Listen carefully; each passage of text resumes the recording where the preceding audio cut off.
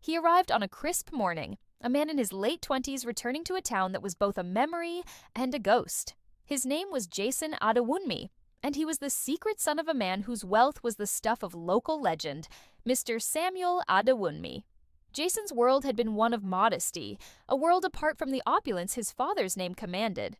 The knowledge of that wealth had always been a distant hum, a fact that never mattered until the silence became too loud to bear. His mother, gone for years now, had left him with a handful of faded photographs and a single heavy command: never speak of his father. "You don't need him," she'd always say, her voice a warm blanket against the cold reality of their life. "You have all you need right here with me." But her passing left him alone, adrift in a sea of unanswered questions, the weight of his father's identity a stone in his gut. Jason grew up with a chip on his shoulder, a potent mix of anger, bitterness, and resentment. The story he told himself was simple. His father had abandoned him, discarded him without a second thought. But that story was a fiction. Unbeknownst to Jason, his father had always known, always watched from a distance, a silent guardian he never knew he had. Now, after years of wrestling with his past, Jason had reached a decision. He was done being a secret. He was ready to claim what he believed was his birthright.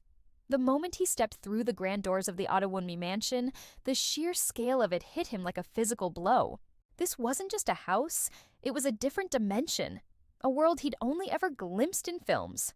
Art worth more than his childhood home hung on gleaming walls, marble floors stretched out beneath his feet, and the very air seemed thick with the scent of power and money. His heart hammered against his ribs. This was it. This was the stage for his acknowledgement, the end of his life as the forgotten son. He was home, and he was here to stay. But Jason's grand entrance was not the triumphant homecoming he'd envisioned. Instead, he walked into a hornet's nest. His father, Samuel, the titan he had imagined, was a shadow of his former self. He was frail, his health failing, the booming figure from Jason's imagination, replaced by a man wrestling with his own mortality.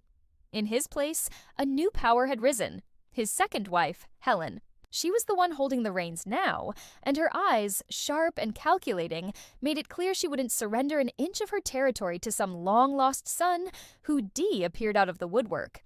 Jason's arrival sent shockwaves through the family. His stepbrother, Richard, was incandescent with fury. All his life, Richard had been meticulously groomed to inherit the family empire. The idea of a stranger, an outsider, waltzing in to claim a piece of what he'd bled for was unthinkable. But Richard was more than just an angry heir. Beneath that polished corporate veneer, he was a man guarding a secret, a dark undercurrent to the family's success that he didn't want anyone, especially his father, to uncover. For years, Richard had harbored suspicions about the true source of the family's fortune. As he climbed the corporate ladder, he'd unearthed shady dealings, questionable transactions that painted his father in a far less flattering light.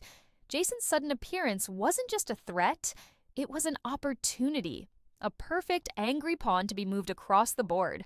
Richard began to expertly weave a tapestry of lies, each thread designed to prey on Jason's deep-seated anger and resentment.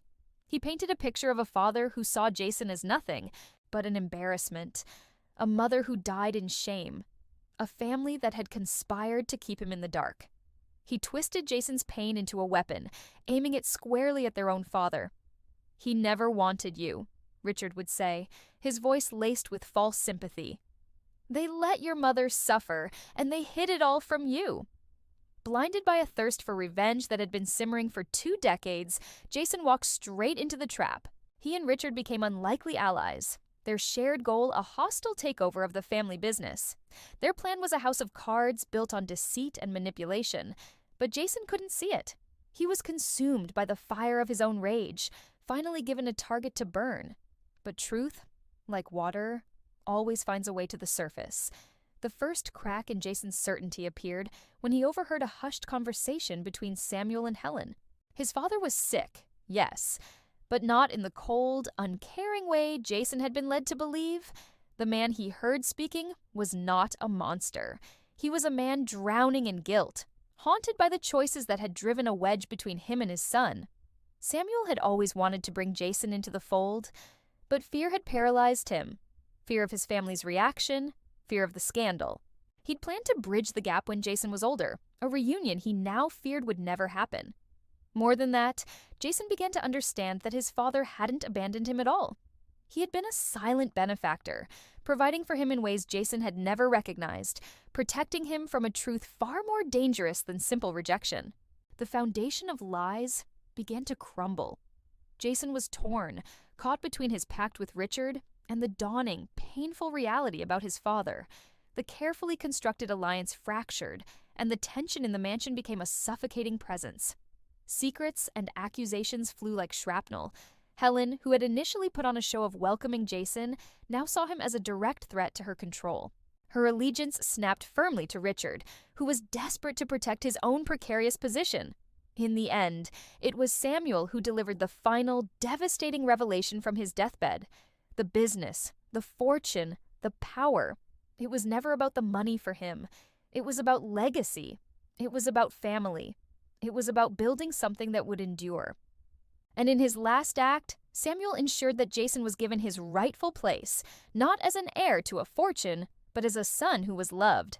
Jason's quest for revenge had succeeded in one thing. It had shattered the lies that had defined his life. But in doing so, it had also torn his family to pieces. It was a bitter, hollow victory. He stood amidst the ruins, finally understanding the depth of his father's love and sacrifice. He had sought power and wealth, but what his heart had truly craved was the love of a father who had, in his own flawed way, never stopped caring. And that was the lesson he would carry for the rest of his life, that revenge is a fire that consumes everything, and the price is always far greater than the prize. Thank you so much for watching this story unfold. If you enjoyed this journey, please consider liking this video and subscribing to the channel for more content like this. We'll see you in the next one.